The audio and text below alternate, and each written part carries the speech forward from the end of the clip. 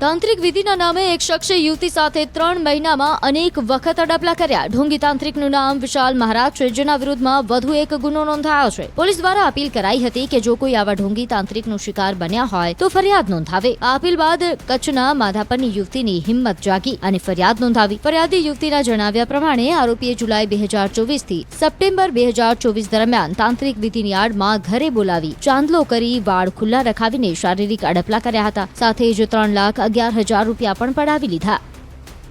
આ વિશાલ મહારાજે જુલાઈ 2024 થી સપ્ટેમ્બર 2024 સમયગાળા દરમિયાન અલગ અલગ તારીખે તાંત્રિક વિધિ કરવાના બાને મને ચાંદલો કરી અને મારા શરીરે શારીરિક અડપલા કરેલા છે તેવી એની રજૂઆત આધારે બેનની વિગતવારની મારા રૂબરૂની મેં ફરિયાદ લઈ માધાપર પોલીસ સ્ટેશનમાં આરોપી વિશાલ મહારાજ વિરુદ્ધ બીજો ગુનો દાખલ કરાવેલ છે।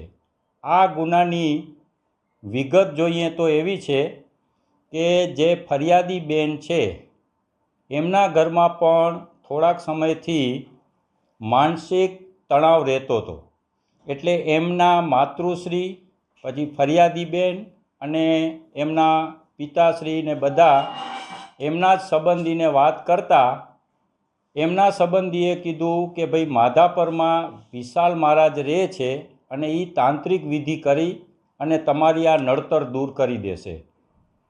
એ અનુસંધાને ફરિયાદી બેન, એમના માતૃશ્રી, એના પિતાજી અને એમના ભાઈ વિશાલ મહારાજ પાસે ગયેલા ત્યારે વિશાલ મહારાજે એવું કીધું કે હું વિધિ કરીશ પણ મને તમારે 3 લાખ રૂપિયા આપવા પડશે।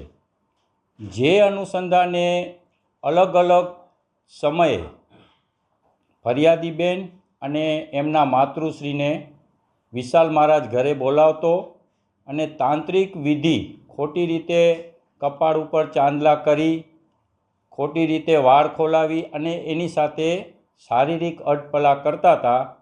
જે અનુસંધાને એમણે એમના માતૃશ્રીને જે તે વખતે વાત કરેલી અને વિધિ પૂરી થયા બાદ પૈસા આપવા માટે આમને દબાણ કરતા અને એ પૈસા જે બેને આમને વિશાલ મહારાજ પાસે જવાનું કીધું હતું એના ગૂગલ પે મારફતે એ રૂપિયા લીધેલા છે।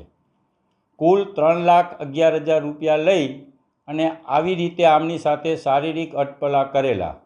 જે તે વખતે ફરિયાદી બેનના લગ્ન થવાના હોય તેમજ સમાજમાં બદનામી ન થાય એટલે એઓએ ફરિયાદ જાહેર કરેલ ન હતી, પણ આપના માધ્યમથી જ જ્યારે અહીંયાથી જાહેર અપીલ કરવામાં આવી એટલે ફરિયાદી બેનને હિંમત આવી, એમના સાસરે વાત કરી અને એમના માતૃશ્રીને વાત કરી અને ગઈકાલે ફરિયાદ કરવા આવેલ હતા।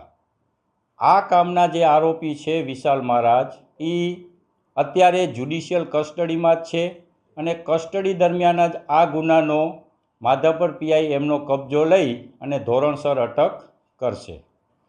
બીજો ગુનો દાખલ થયેલો એ ગુનામાં એફઆઈઆરમાં તપાસ કરનારે ગુજરાત સરકારે જે એક નવો કાયદો બનાવેલો છે, ગુજરાત માનવ બલિદાન અને બીજા અમાનુષી, અનિષ્ટ અને અઘોરી પ્રથા તથા કાળા જાદુ અટકાવવાનો કાયદો 2024 જે જાન્યુઆરી 2025થી અમલમાં આવ્યો છે, એની કલમનો પણ મૂળ એફઆઈઆરમાં જે છેલ્લી એફઆઈઆર આપણે દાખલ કરી હતી પહેલી એનામાં ઉમેરો કરાવેલ છે। આ કાયદા પ્રમાણે ઓછામાં ઓછી 6 માસ અને વધુમાં વધુ 7 વર્ષની સજાની જોગવાઈ છે।